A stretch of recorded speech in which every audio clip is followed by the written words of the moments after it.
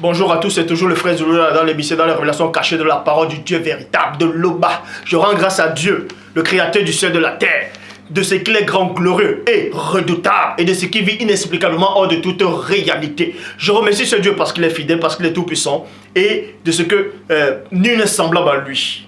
Oui. Vous savez que nous vivons actuellement des temps difficiles. Nous vivons actuellement, c'est-à-dire, vous vivez les temps de la fin. Plein de gens, en fait, sont dans la confusion totale. Il existe toutes sortes de religions actuellement. Et dans cette religion-là, certains disent qu'ils possèdent la vérité. D'autres disent qu'ils connaissent le Dieu véritable. Et d'autres qui se disent croyants chrétiens, ou je ne sais quoi encore, disent que non, dans toutes les religions, c'est le même Dieu. C'est le Dieu unique, mais qui change de nom dans chaque religion. Et je vous dis, c'est complètement faux. C'est complètement faux. Donc aujourd'hui, par la permission de ce grand Dieu terrible et redoutable, qui vit dans les annales de la création et hors, nous allons parler du péché. Nous allons entrer dans les mystères, dans la révélation. C'est quoi le péché? Pourquoi certaines personnes veulent abandonner la cigarette, le mensonge, la masturbation, la pornographie, l'escroquerie, les injures, les moqueries? Ils n'arrivent pas. Et ils disent qu'ils connaissent la vérité, qu'ils sont avec Christ, qu'ils ont accepté le Dieu véritable. Mais il y a toujours un péché mignon qui domine sur eux. Et le titre de la vidéo, comme vous pouvez voir, si donc le Fils vous a franchi, vous serez réellement libre. Vous savez qu'il a dit dans Proverbe 19:2 que le manque de science n'est bon pour personne. Le manque de connaissance, le manque de révélation, le manque de discernement n'est bon pour personne. Et dans Proverbe 25:2, la gloire de Dieu est de cacher des choses. La gloire de ce Dieu grand, terrible et redoutable est de cacher des choses. Et la gloire des rois est de sonder des choses que le Père cache.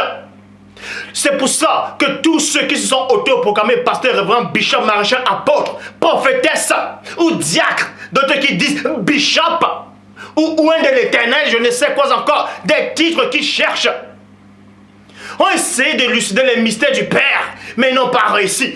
Toutes les religions confondues, même les biblistes, les scientifiques, les archéologues, n'ont pas réussi à connaître ce Dieu terrible. Mais aujourd'hui, nous allons parler de l'état du monde. Vous savez que nous vivons dans un temps de confusion, dans une époque bizarre.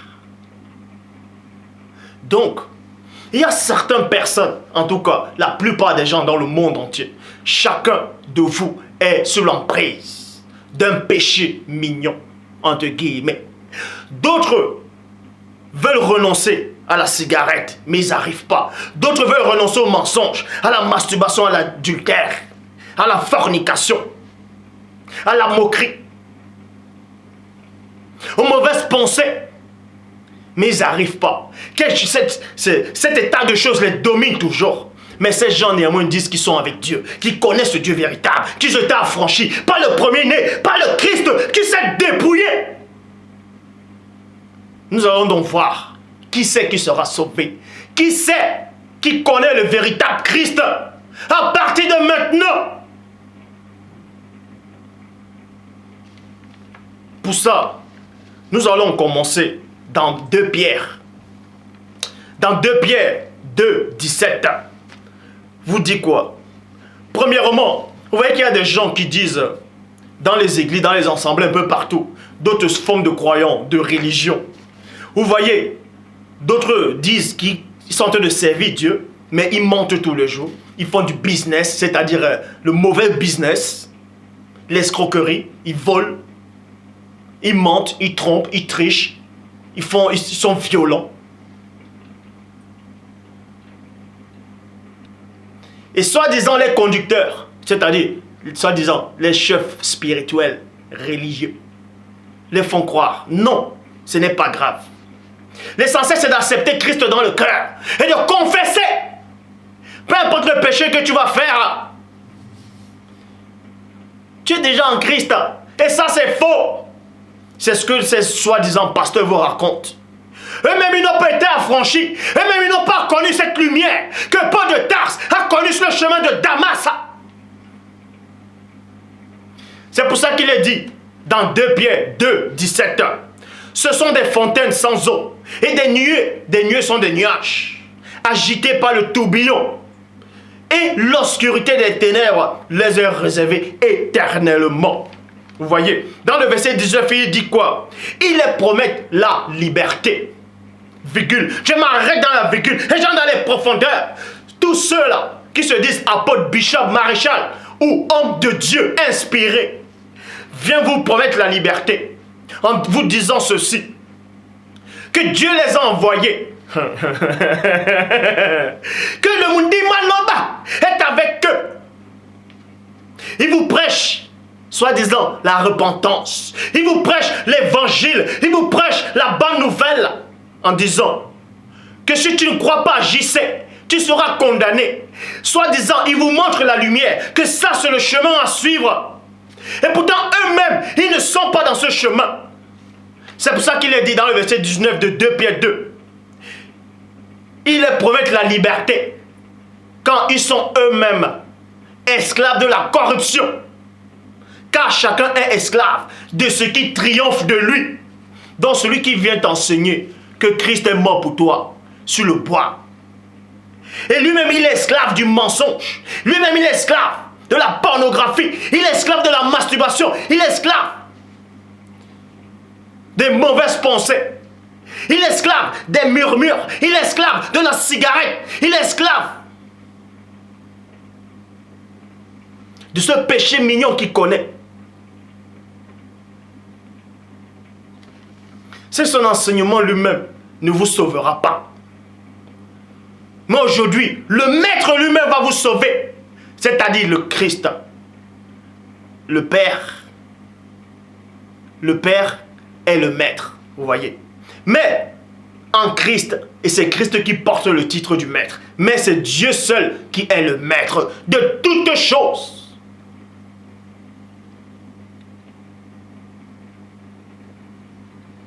Mais il a donné le titre au Christ d'être le Maître. Mais le seul Maître, c'est le Père. Aujourd'hui, nous allons parler de ce péché qui vous domine.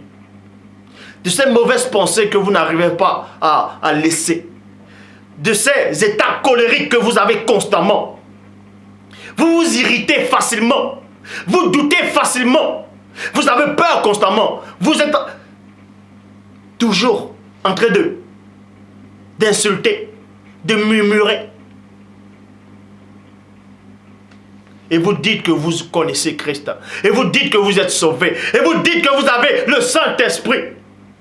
On va donc vous révéler c'est quoi véritablement avoir le Saint-Esprit. Et c'est quoi véritablement être délivré. Romains chapitre 7 au verset 19.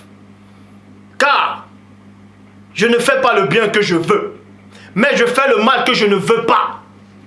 Et plein de gens dans le monde entier, tous les hommes de la terre, veulent faire le bien, c'est-à-dire certaines personnes qui veulent marcher véritablement avec le Père.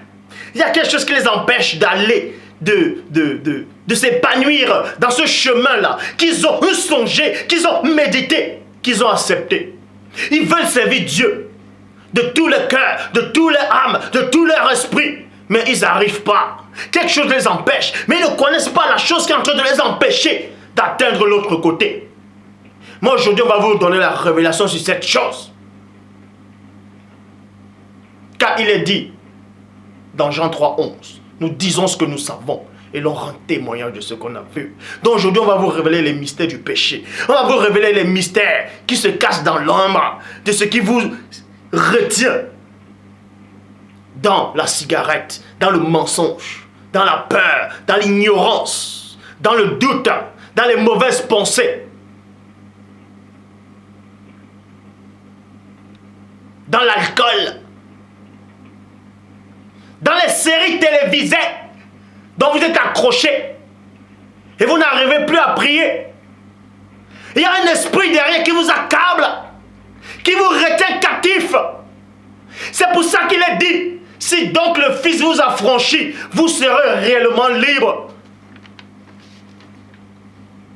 Donc Paul de Tarse dit ici, dans Romains 7, 19, car je ne fais pas le bien que je veux, et je fais le mal que je ne veux pas. Verset 20 à 24.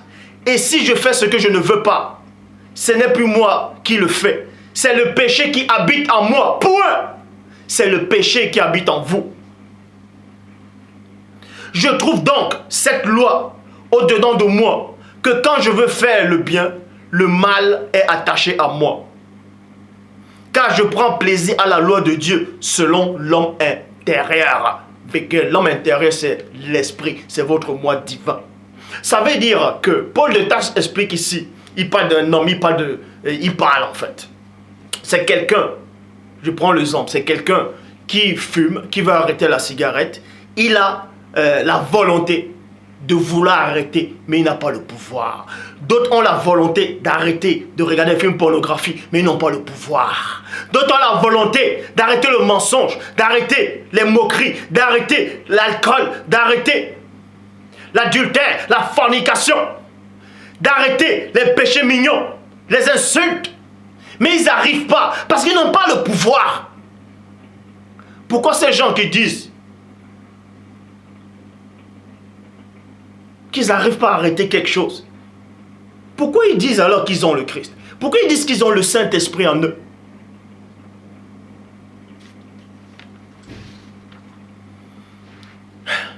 Mais je vois dans mes membres une autre loi qui lutte contre la loi de mon esprit et qui me rend captif sous la loi du péché qui est dans mes membres. Misérable que je suis, qui me délivrera du corps de cette mort? Point d'interrogation.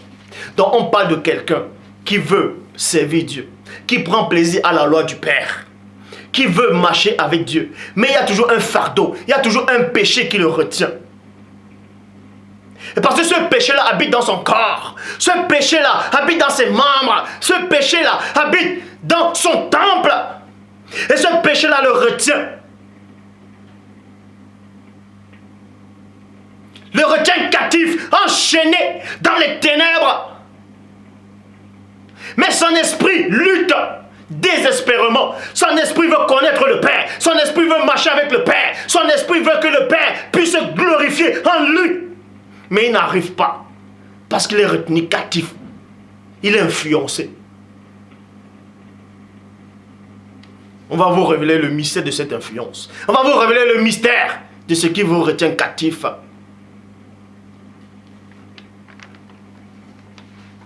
Donc, il est dit, misérable que je suis, qui me délivrera de la mort de ce corps?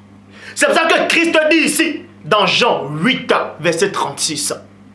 Si donc le Fils vous a franchi, vous serez véritablement libre. Donc le Christ a le pouvoir de vous affranchir de la mort de ce corps. Le Christ a le pouvoir de vous affranchir de la masturbation, de l'adultère, des moqueries, du mensonge, de la cigarette, de l'alcool, de vos mauvaises pulsions, de votre mauvaise nature. Le Christ a le pouvoir sur ça, car il a reçu ce pouvoir du Père. C'est pour ça qu'il dit, si donc lui, il vous a franchi, vous allez être réellement libre. Parce qu'il y a des gens qui viennent, soi-disant vous affranchir, avec un message, mais vous n'êtes jamais libre. Vous retombez toujours dans votre mauvaise nature, dans le péché, dans le mensonge. Mais Christ lui dit, si lui, il vous a franchi, vous serez réellement libre. Vous voyez, aussi simple que ça. C'est pour ça qu'il est dit. Donc, pour que Christ puisse vous affranchir, voilà ce qui se passe dans Ésaïe 48 au verset 16, dans la traduction Abbé Filion. Approchez-vous de moi, virgule, et écoutez ceci, 2 points. Dès le commencement, je n'ai point parlé en cachette. Dès l'origine, avant que ces choses se fassent, j'étais là. Et maintenant, le Seigneur Dieu m'a envoyé avec son esprit. Point. Donc, quand Christ, c'est-à-dire le démon de la cigarette qui t'accable, Christ a vu ça au commencement. Comment ce démon-là a pris possession de toi. Comment ce démon-là, le démon de l'alcool, a pris possession de toi. Le démon du mensonge, le démon de la peur, le démon du doute, de la fausse doctrine. Le démon de la pornographie, de la masturbation, a pris possession de toi. Il est entré dans tes membres. Et c'est lui qui te domine. Et Christ était au commencement. Il a vu ça. Au commencement où tu as été emprisonné. Christ a vu cela. Et en cela, le Père l'a envoyé pour te délivrer. C'est pour ça qu'il dit ici, le Seigneur Dieu m'a envoyé avec son esprit. Parce que si le Père n'avait pas envoyé Christ avec le Saint-Esprit, le Mundi Maloba, il ne pourrait pas vous délivrer. Mais il a le pouvoir de vous délivrer. Parce que lui-même, il a reçu le pouvoir du Père. Ésaïe, chapitre 61, verset 1. L'Esprit du Seigneur est sur moi, parce que le Seigneur m'a donné son onction. Le Seigneur, dans d'autres versions, dit parce que le Seigneur m'a oint. Le Seigneur lui a donné son onction. L'Esprit Saint, le Saint-Esprit, Mundi Maloba. Il m'a envoyé pour annoncer la parole aux doux, pour guérir ceux qui ont le cœur brisé. Ceux qui ont le cœur brisé, c'est quoi? Celui qui veut arrêter le mensonge, celui qui veut arrêter de regarder les femmes derrière, d'avoir des mauvaises pensées, les femmes de nuit. Il n'arrive pas, son cœur est brisé. Tous les jours il pleure, il dit je ne vais jamais y arriver. Christ est venu pour te délivrer, pour prêcher la grâce aux captifs et la liberté aux prisonniers. La liberté aux prisonniers. Donc il a reçu ce pouvoir du Père pour vous délivrer de vos chaînes. C'est pour ça qu'il dit, si donc le Fils vous affranchit, vous serez réellement libre. Ésaïe chapitre 9 au verset 1. Le peuple qui marche dans les ténèbres a vu une grande lumière, virgule. Donc quand Christ s'est dépouillé dans Philippiens 2, 5 à 9, ayant vu les sentiments qui étaient au premier-né, lequel existait en condition divine, n'a point regardé comme il peut arracher d'être égal au Père, mais s'est dépouillé lui-même, en prenant une forme de serviteur, en devenant semblable aux hommes, ayant paru comme un simple homme, s'est humilié lui-même, s'est rendu obéissant jusqu'à la mort, et même jusqu'à la mort du bois. Donc il s'est dépouillé, il a pris cette condition, il a porté un corps humain. C'est pour ça qu'il est dit dans Hébreux, chapitre 10, au verset 5. C'est pourquoi Christ, en entrant dans le monde, dit, tu n'as voulu ni sacrifice ni offrande, mais tu m'as formé un corps. Pour délivrer tous ceux qui sont dans le joug du démon, de l'ancien jadis chérubin ouin. Et quand Christ vient, il vient en tant que parole, il vient en tant que lumière, il vient en tant que vie, il vient en tant que chemin, il vient en tant que vérité. C'est pour ça qu'il est dit dans Ésaïe 9, 1. Le peuple qui marche dans les ténèbres a vu une grande lumière. C'est Christ qui est descendu dans ce plan, dans ce monde physique, dans cette dimension parallèle et astrale. Et le monde était de ténèbres. Tous ces gens qui étaient enchaînés, qui sont enchaînés, toi, ma soeur ou le frère, toi qui veux renoncer à la boisson parce que tu bois, tu te mets en colère, toi qui fumes, tu n'arrives pas à arrêter la cigarette. Il y a quand le désir de la cigarette arrive, ça t'envahit ton émotion et tu vas fumer. Comme si tu étais un bœuf qu'on amenait à la boucherie. Toi qui mens constamment, toi qui as des mauvaises pensées, toi qui es dans la fausse doctrine, tu vois une grande lumière. Et cette lumière-là se métamorphose en tant que message. Ce message que tu reçois là actuellement, c'est une grande lumière qui vient t'affranchir. Avait une grande lumière et la lumière a resplendi sur ceux qui habitent dans le pays de l'ombre de la mort. Jean chapitre 1, verset 4 dans la Bible seconde 21. En elle il y avait la vie. Donc en quoi? Dans cette lumière-là, il y avait la vie. Il y avait la vie, virgule, et cette vie était la lumière des êtres humains. Donc en elle, c'est-à-dire en la parole. Donc quand Christ vient, il fusionne avec la parole du Père. Deutéronome 18, 18. Je mettrai ma parole dans la bouche de ce prophète. Il fusionne avec la parole. Et il devient lumière. Il devient vérité. Pour t'affranchir. C'est pour ça qu'il est dit dans Psaume 119, 105. Ta parole est une lampe à mes pieds et une lumière sur mon sentier. Dans la parole de Dieu, toi qui es enchaîné actuellement, Pas le péché que toi-même tu connais. Ce péché-là qui t'empêche de connaître Dieu. Ce péché-là qui t'empêche de marcher droit. D'avoir une bonne vie spirituelle. Cet état de choses qui t'empêche là. De connaître le Dieu véritable. Christ te dit que si lui t'a franchi, tu vas connaître le Dieu véritable. Tu vas être réellement libre. Et en cela, il t'a franchi comment? Par la parole. Et il devient lumière. C'est pour ça qu'il est dit dans Psaume 119, 105, ta parole est une lampe. Donc toi qui es dans les ténèbres, cette parole-là doit luire. Cette parole-là doit briller. Et le démon qui t'accable, l'esprit occulte qui t'accable, l'esprit familier de la famille qui t'accable, va avoir une lumière. Et cette lumière-là va l'éblouir. Et le démon, il va fuir. C'est pour ça qu'il est dit dans Psaume 119, 105, ta parole est une lampe à mes pieds et une lumière sur mon sentier. Le sentier, c'est la route. Parce que Christ est le chemin, la vérité et la vie. Bible du rabbinat Zardo, français Zardo Khan. Ta parole est un flambeau qui éclaire mes pas. Une lumière qui rayonne ma route. Vous voyez. Jean 17, 17. Dans la Bible en français courant. Fais qu'il soit entièrement à toi.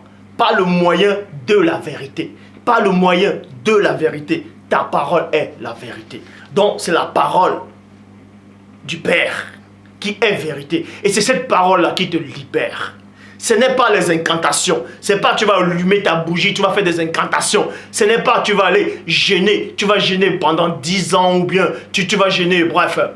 D'autres vont jeûner 2 semaines, 3 jours. Ce n'est pas ça qui va te sauver. Ce n'est pas le jeûne qui te rapproche du Père. C'est la parole de Dieu. C'est cette vérité-là qui va te rapprocher de Dieu. Ceux qui sont dans le monde occulte aussi jeûnent hein, pour avoir le pouvoir. Mais ça ne les rapproche pas du Père. D'autres religions aussi ils jeûnent. Ce n'est pas le jeûne qui te rapproche de Dieu. Non, c'est la vérité de Dieu qui te rapproche à lui. Et cette vérité-là est une lumière.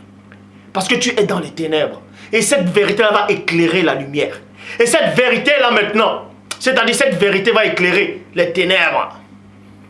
Et on te verra.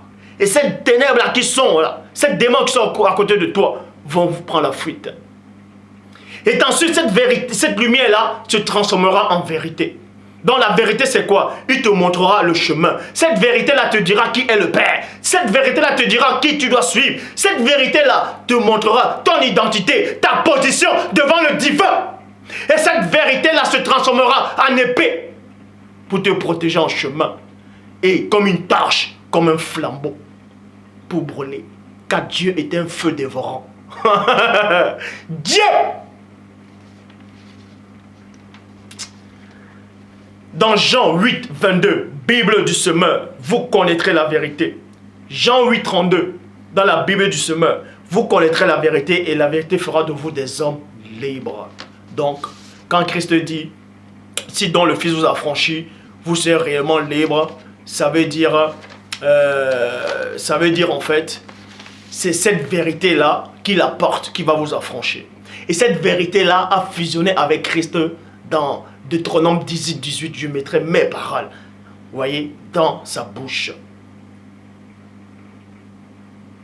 Et c'est cette vérité qui vous a franchi. Posez-vous la question. Comment se fait-il que vous dites que vous connaissez Christ? Que Christ est en vous? Que vous marchez avec Christ? Mais vous restez encore dans le péché. Vous mentez encore. Vous volez encore. Vous avez encore des mauvaises pensées. Vous vous masturbez, vous regardez des films pornographiques, vous insultez, vous murmurez. Ça s'appelle le Congo, ça. Les murmures.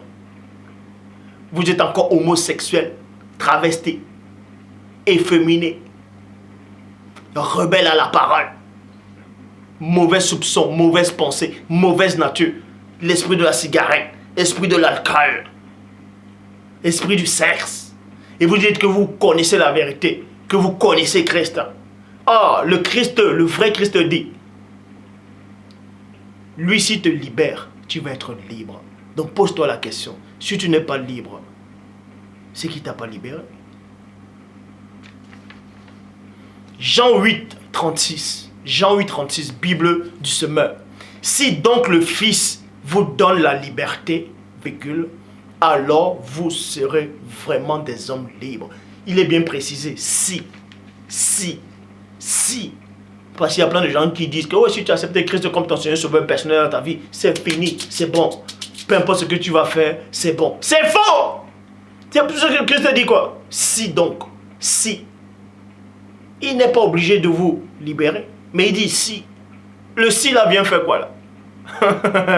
Si donc le Fils vous donne la liberté, alors vous serez vraiment des hommes libres. Apocalypse chapitre 3 verset 20. Bible parole de vie. Voilà, je me tiens à la porte et je frappe. Donc voilà comment ça se passe. Voilà comment ça se passe. Christ vient à vous. Il dit, c'est-à-dire là d'Apocalypse, c'est un ange, c'est l'ange de Christ qui parle de la part de Christ. Et il dit, si donc je me tiens à la porte, donc si Christ se tient à la porte, et il frappe, vous voyez, si donc je me tiens à la porte, et je frappe, point. Non, voilà, je me tiens à la porte et je frappe. Et cette porte-là représente quoi? D'autres qui n'ont pas de connaissance vont dire, ouais, non, c'est la vraie porte, c'est-à-dire, on vient toquer chez toi, vous mangez, on vient toquer chez toi, dans ta maison, faire un bâtiment, c'est faux. Pourquoi la porte représente quoi? Vous voyez dans Genèse chapitre 4 au verset 7 qui dit, si tu fais bien, tu pourras relever la tête. Mais si tu agis pas bien, le péché se couche à la porte. Vous voyez, le péché se couche à la porte. Et la porte de Caïn ici, là, c'était quoi? Puisque vous voyez que son visage était abattu, donc le péché s'est couché à la porte, c'est-à-dire premièrement sur ce corps. C'est pour ça qu'on dit son visage était abattu, parce que le péché est lourd. Vous voyez, le péché est lourd à porter. Et ça froissait son visage. C'est pour ça que son visage était abattu. Il était courbé. Vous voyez, parce que le péché s'est couché à la porte. Et Christ dit, je me tiens à la porte et je frappe. Toc, toc. Je me tiens à la porte et je frappe.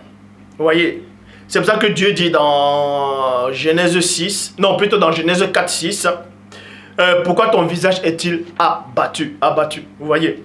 Donc, si quelqu'un entend ma voix, voilà, je me tiens à la porte et je frappe. Si quelqu'un entend ma voix, la voix ici représente l'enseignement. Donc, Christ, la voix représente l'enseignement et ouvre la porte avec elle. Donc, Christ vient en vous en tant que parole. Et il frappe. Et il frappe où? Il y a une autre porte qui existe, parce qu'il y a plusieurs portes. Mais il va frapper sur une porte spéciale d'abord. La première porte dont Christ va frapper, c'est la porte de votre oreille. C'est l'oreille. Parce qu'il doit entrer en tant que parole dans votre porte, à l'oreille. C'est pour ça qu'il est dit dans Job 4.12. Une parole est arrivée effectivement jusqu'à moi et mes oreilles en ont recueilli des sons légers. Recueillir, c'est d'accepter, c'est d'héberger, c'est de faire entrer. Donc, Christ vient en tant que parole. Il frappe, toc, toc, et vous acceptez dans l'oreille. Donc, vous acceptez son enseignement. Vous acceptez dans l'oreille et ça entre en vous. Donc, Christ entre en vous en tant que parole. Vous voyez? J'entrerai, vous voyez, chez lui. Maintenant, il va entrer en vous. Christ va entrer en vous en tant que parole. Je mangerai avec lui et il mangera avec moi. Dans d'autres versions, on dit je souperai avec lui, il soupera avec moi. D'autres gens disent que non, oui, mais Christ disait c'est à la fin des temps, il va venir, vous allez manger. Non, ça c'est faux. Ça c'est complètement faux. On va vous donner la révélation. Quand Christ dit j'entre et je souperai, je mangerai avec lui. Ce n'est pas manger des chikwang.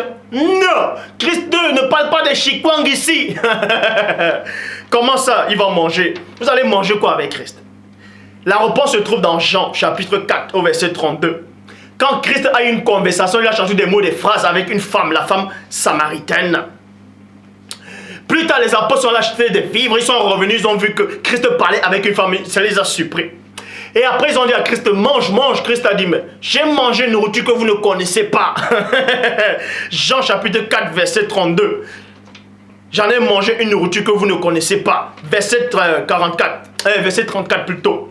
Ma nourriture est de faire la volonté de celui qui m'a envoyé et d'accomplir son œuvre. Point. Donc, quand Christ dit, je me tiens à la porte, je frappe. Il frappe celui qui ouvre, vous ouvrez l'oreille, c'est-à-dire tu ouvres pour écouter le message, l'enseignement. Et dès que tu écoutes, ça entre. Et maintenant, il va souper avec toi, il va manger avec toi à l'intérieur de ton âme, de ton corps, de ton esprit. C'est-à-dire quoi? Il te donne un enseignement. Manger avec Christ là maintenant, là, c'est vous partagez l'enseignement. Vous voyez, c'est la parole de Dieu qui se matérialise en toi. Et c'est cette parole-là qui, en forme de semence, qui te guide, qui t'enseigne tous les jours la marche à suivre, comment marcher avec le Père, comment plaire au Père, comment le Père doit se glorifier en toi. Sans cela, il dit, je mangerai. Parce que manger ici, là, l'homme ne vivra pas uniquement du pain, mais de toutes paroles qui sont de la bouche du Père. Et Christ dit, j'ai mangé une nourriture que vous ne connaissez pas. Ma nourriture est de faire la volonté de celui qui m'a envoyé.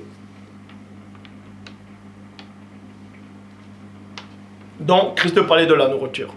Et c'est l'enseignement dont il parlait. Cet enseignement, c'est la nourriture.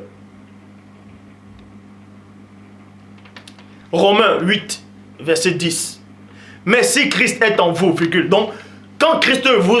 C'est-à-dire quand vous acceptez le vrai Christ, pas ce Christ aux yeux bleus qui est mort sur... Soi-disant, on vous dit qu'il est arrivé il y a 2000 ans, que le concile de Nicée a inventé. On fait croire que Christ est Dieu, le Père lui-même. Il n'a jamais été Dieu. Il n'est pas Dieu. Et il ne sera jamais Dieu. Donc, quand le véritable Christ va s'établir en vous en tant que parole, vous voyez, il va venir habiter, il va habiter en vous en tant que parole. Et il va vous enseigner, vous voyez, continuellement. C'est pour ça qu'il est dit dans Romains 8, verset 10. Mais si Christ est en vous, virgule. Donc, si la parole de Dieu maintenant demeure en vous, si Christ demeure en vous, votre corps reste tout de même destiné à la mort à cause du péché, virgule. Mais votre esprit, elle, vit. Parce que vous avez été déclaré juste. Donc, quand Christ vient en vous, en tant que parole, c'est l'esprit de Christ qui vient en vous. Et Christ habite en vous. Il communique avec votre esprit. La parole de Dieu communique maintenant avec votre esprit. Et maintenant, c'est votre esprit qui va prendre le dessus. Par la permission du Père. Et par la force du Saint-Esprit. Et par l'aide de Christ. Mais la Trinité n'a rien à voir. Et c'est en cela où vous allez marcher. Sans cela, vous allez sortir de la cigarette, du mensonge, de l'adultère, des mauvaises pensées, de la fausse doctrine, de tout le péché qui vous retient actuellement. Parce que Christ vient en vous en tant que lumière, en tant que parole, en tant que flambeau, en tant qu'enseignement. Et il vous guide. Et il vous guide. Donc si Christ habite en vous, celui qui accepte le vrai Christ, Christ va habiter en lui, en tant que parole vivante. Parce que mes paroles sont esprit et vie, en tant que parole. Vous voyez? C'est pour ça que Paul de Tarse dit ici, mais si Christ est en vous, votre corps reste tout de même destiné à la mort à cause du péché. Mais votre esprit est vie, parce que vous avez été justifié, vous avez été déclaré juste. Jean chapitre 15 au verset 3. Déjà, vous êtes purs à cause des paroles que je vous ai annoncées. Vous voyez, déjà vous êtes purs. Donc c'est votre esprit qui est pur. C'est pour ça que Ecclésiaste dit, quand l'homme meurt, le corps retourne à la poussière. Vous voyez, l'âme normalement va dans le séjour des morts. Et l'esprit retourne à Dieu. L'esprit retourne à Dieu. Vous allez me dire, mais si quelqu'un a fait tellement le mal, il est mort dans son péché. Il est mort dans son péché. Comment se fait que son esprit va aller chuter à Dieu? Or, on sait que le péché ne peut pas monter à Dieu. Or, écoutez la révélation. Paul lui dit quoi? Celui qui est mort est libre du péché. Ça veut dire, quand vous mourrez, votre esprit devient libre de ce péché-là. Il devient libre. Donc, il se purifie, il repart à Dieu. Mais, il y a un mais. On va y arriver. 1 Thessaloniciens 5, 23, que le Dieu de paix vous sanctifie lui-même tout entier, que tout votre être, l'esprit, l'âme et le corps soient conservés irrépréhensibles. On va y arriver. Donc, c'est pour ça qu'il est dit, dans la Bible des peuples, le message que je vous ai donné vous a déjà purifié.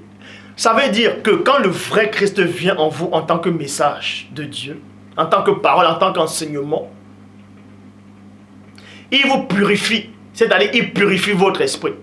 Et en purifiant votre esprit, votre âme aussi va être purifiée.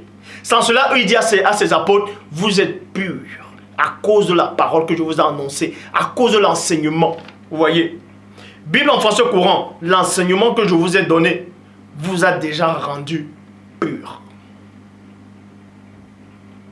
C'est pour ça qu'il est dit dans Galates 2, verset 20, Nouvelle Bible seconde. Ce n'est plus moi qui vis, vous voyez, ce n'est plus moi qui vis. Donc quand Christ vient s'établir en vous, ce n'est plus vous qui vivez, ce n'est plus vous. Puisque Christ vient en vous, la parole de Dieu vient en vous, cet enseignement du Père vient en vous, et le Saint-Esprit aussi vient en vous, ce n'est plus vous qui vivez. C'est Christ qui vit en vous maintenant. Est-ce que vous comprenez? Écoutez la révélation, écoutez attentivement la révélation. C'est Christ qui vit en vous, il prend contrôle. Galates, chapitre 2, verset 20, Nouvelle Bible seconde. Ce n'est plus moi qui vis, c'est le Christ qui vit en moi. Ma vie présente dans la chair, je la vis dans la foi du Fils de Dieu, qui m'a aimé et qui s'est livré à la mort lui-même pour moi. Donc, si Christ habite en vous, si Christ, le vrai Christ habite réellement en vous, comment se fait-il que vous arrivez à pécher? Comment se fait-il que vous avez des mauvaises pensées? Comment se fait-il que vous êtes encore prisonnier, captif du mensonge, du vol, des mauvaises pensées, de la cigarette, de l'alcool, de ce péché mignon que vous connaissez? Pourquoi vous êtes encore esclave des faux pasteurs? Pourquoi vous êtes encore esclave de la fausse doctrine? Pourquoi? Si Christ habite en vous et que votre vie spirituelle n'est pas stable. Mais posez-vous la question, est-ce que c'est Christ qui habite en vous? Parce que le vrai Christ dit quoi? Si donc le Fils vous affranchit, vous serez réellement libre. Il va vous affranchir comment? En habitant en vous, et c'est là qu'il vous nettoie, et en cela il vous affranchit. Donc si vous n'êtes pas affranchi, si vous êtes encore dans le mensonge, si vous êtes dans le faux, si vous êtes dans la peur, si vous êtes dans l'incrédulité, dans le doute, c'est que Christ ne vous a pas affranchi. C'est qu'il n'habite pas en vous. Dans Jean, chapitre 8, verset 46, dans la traduction Pirette et Clamère, qui d'entre vous peut me convaincre de péché? Donc si Christ habite en vous, qui sait qui peut convaincre Christ plutôt de péché? Puisque Christ, Paul lui dit quoi? Ce n'est plus lui qui vit, c'est Christ qui vit en lui. Si Christ vit en vous, normalement le péché ne peut plus vous atteindre. On ne peut plus vous influencer. On ne peut plus vous influencer. On ne peut plus vous influencer. Le mensonge ne peut plus avoir de pouvoir sur vous. L'adultère, la masturbation, les films pornographiques, la violence, les insultes, les murmures, les moqueries, la fraude, la cigarette, l'alcool, le sexe, le plaisir de la vie, toutes ces choses qui vous empêchent de connaître Dieu ne peuvent plus avoir de pouvoir sur vous, puisque ce n'est plus de votre volonté que vous résistez. C'est Christ qui vit en vous maintenant. Et Christ dit ici, dans Jean 8, 46, qui d'entre vous peut me convaincre de péché? Donc si Paul dit que le péché habite dans votre chair, Christ va dire à ce péché-là, est-ce que tu peux me convaincre de péché? Est-ce que tu peux me convaincre de fumer la cigarette? Est-ce que tu peux me convaincre de boire l'alcool jusqu'à être enivré? Est-ce que tu peux me convaincre d'avoir les mauvaises pensées? Est-ce que tu peux me convaincre de regarder la pornographie? Est-ce que tu peux me convaincre de me masturber? Est-ce que tu peux me convaincre de mentir, de frauder, de tricher? Non! Parce que Christ habite en vous. Et le péché n'a plus de pouvoir sur vous. C'est pour ça qu'il est dit dans 1 Thessaloniciens 5, 23 que le Dieu de paix vous sanctifie lui-même. Donc il vous sanctifie, il vous rend saint par la parole. Jean 17, 17. C'est la parole qui est la vérité, qui vous sanctifie. Et vous devez être irrépréhensible lors de l'avènement de Christ. C'est-à-dire quand vous allez voir comme ça, mais plus en tant que parole. Donc, et Christ maintenant en tant que parole qui habite en vous. Même si le péché est dans la chair, dans vos membres, que vous voulez faire le bien, vous n'arrivez pas. Le mal que vous ne voulez pas faire, vous le faites. Ça n'a plus de sens. Pourquoi? Parce que Christ a pris le total contrôle.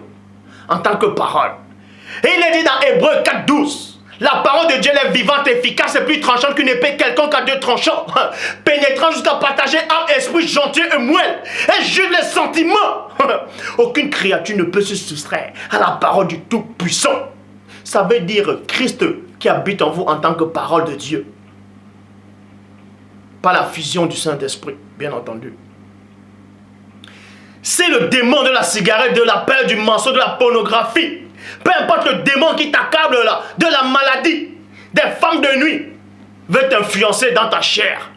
La parole de Dieu qui est en toi va la diviser, va partager âme et esprit gentil et moelle. Va partager ce démon là, de ne pas t'approcher, de ne pas t'influencer en tant qu'esprit, en tant qu'âme. Parce que Christ habite en toi.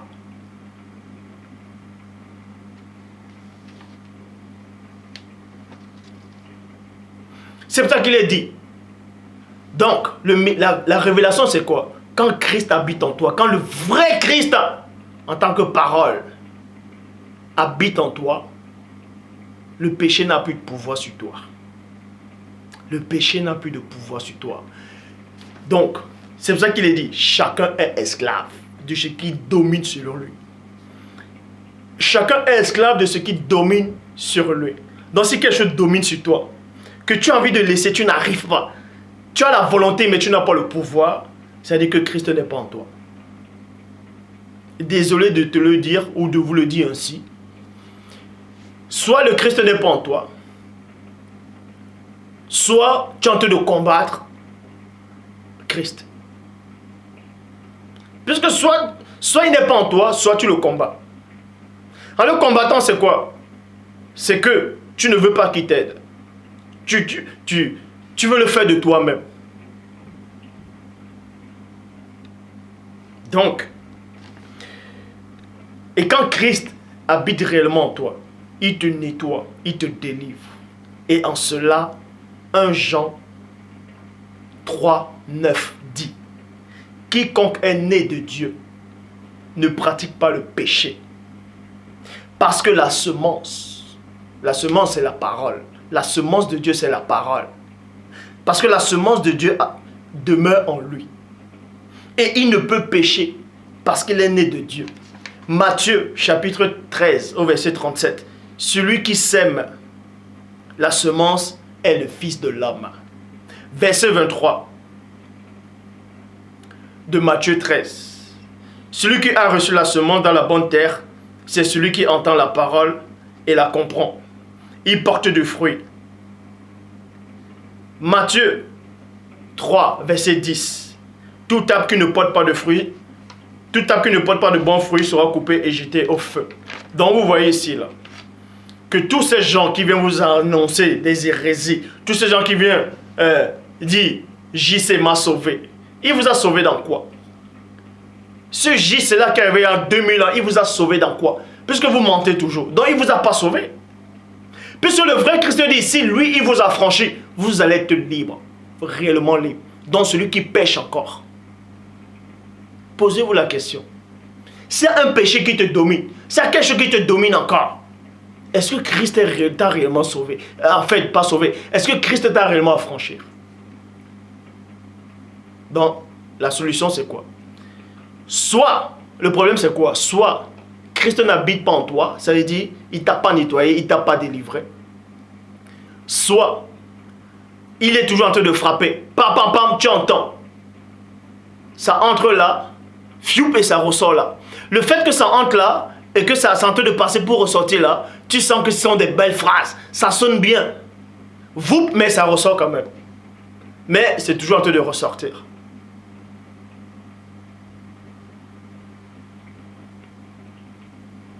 C'est toujours en train de sortir.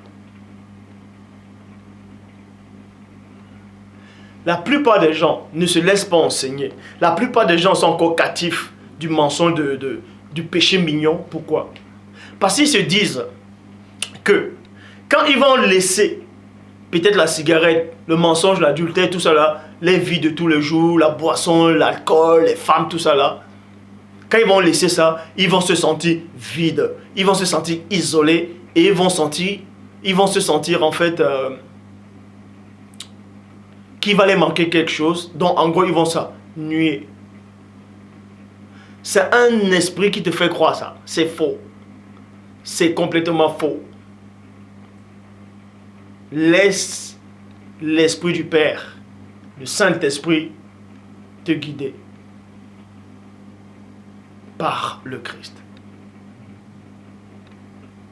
Donc toi qui es encore accablé par le mensonge, toi qui es accablé par la pornographie, toi qui es accablé par les formes des femmes, tout ça dehors, toi qui as les mauvaises pensées du sexe, peu importe les mauvaises pensées,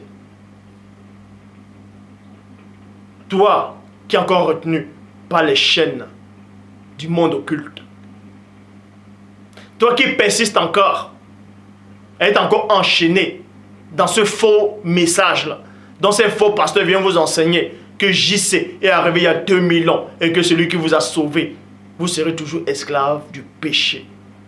Parce que ce Christ-là, en tout cas, ce JC-là qui est venu, soi-disant, qu'on vous fait croire qu'il est venu il y a 2000 ans, ne peut pas vous sauver. La preuve, vous êtes encore dans le mensonge. Vous êtes encore dans la peur, dans l'ignorance. Christ dit dans Jean 8, 32, vous connaîtrez la vérité et la vérité vous affranchira. Et c'est lui qui est cette vérité du Père, parce qu'il a fusionné avec la vérité du Père. Et si Christ habite en vous, il va vous affranchir. Comment se fait-il que vous n'êtes pas affranchi alors? Comment se fait-il que vous n'êtes pas affranchi? Si vous n'êtes pas affranchi, il y a un problème. Et s'il y a un problème, c'est que vous n'êtes pas de Christ. Christ dit, celui qui n'est pas avec moi est contre moi.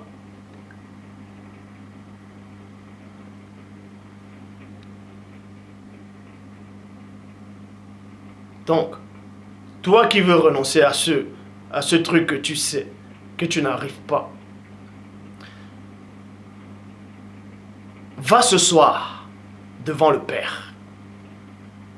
Dis, Père, je viens devant toi, devant le trône de grâce. Je suis ta créature. Tu connais mon cœur. Tu sais que je veux te connaître. Mais il y a quelque chose qui me retient, je ne sais pas. Mais toi, tu sais. Et ce que je sais, c'est que tu as le pouvoir sur cette chose. Chasse cette chose-là et remplace ce vide-là par ton esprit. Confie au Père que tu veux être délivré. Il faut que cette supplication vienne de ton âme, de ton esprit et de ton corps. Il ne faut pas que tu demandes quelque chose à Dieu. Tu demandes la délivrance à Dieu. Mais il y a une autre pensée qui dit, ah, je vais manger quoi ce soir, je vais réchauffer quoi ce soir. Ah, il y a un film qui va passer, il y a une série. Et il y a Kardashian, les feux de l'amour. Il y a quoi encore? Je ne sais pas. Non, je vais aller à une fête après-demain. Non, ça veut dire que certes, il y a une partie qui va être délivrée, l'autre partie ne veut pas être délivrée. Or, 1 Thessaloniciens 5, 23, que le Dieu de paix vous sanctifie lui-même tout entier. On a bien dit, tout entier. L'esprit, l'âme et le corps. Donc, va devant le Père ce soir. Humilie-toi devant lui. Même si tu veux verser les larmes, verse les larmes devant lui. Comme Pierre, comme Képha, comme Pétro. Pleure. Même Christ lui-même a pleuré en Gethsémani, selon la Bible. Père, éloigne-moi de cette coupe, toutefois que ce ne soit pas ma volonté, mais que ta volonté soit faite. Parce qu'il a pleuré, c'est sorti de ses entrailles. Son corps tremblait, parce que le corps voulait être délivré, son âme voulait être délivrée, son esprit voulait être délivré. Et un ange est descendu du ciel et l'a fortifié. Donc il faut que tes trois êtres puissent s'humilier devant le Père. Mais si ton esprit s'humilie, que ton corps, lui, ne s'humilie pas, tu n'auras pas cette délivrance-là. Les trois êtres.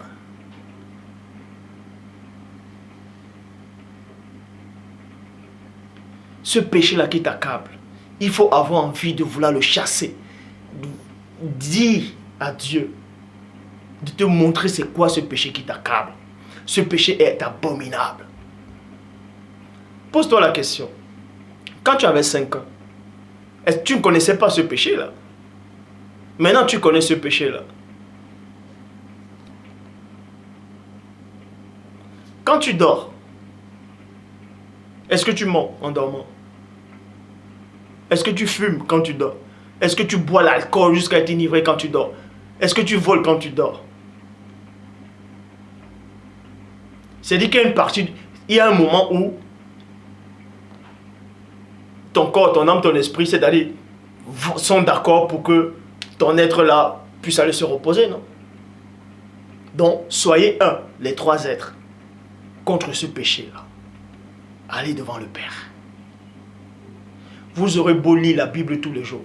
Vous aurez beau prier. Vous aurez beau aller écouter tous ces faux pasteurs.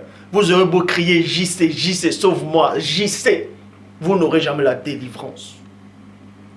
Tant que vous n'acceptez pas les messages que le Père vous apporte là. Celui qui est de Dieu écoute les paroles de Dieu. Et celui qui n'est pas de Dieu n'écoute pas. Point barre.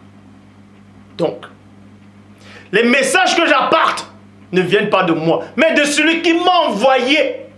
Et celui qui rejette ces paroles que j'apporte là, il rejette le Père. Il rejette l'enseignement de Christ.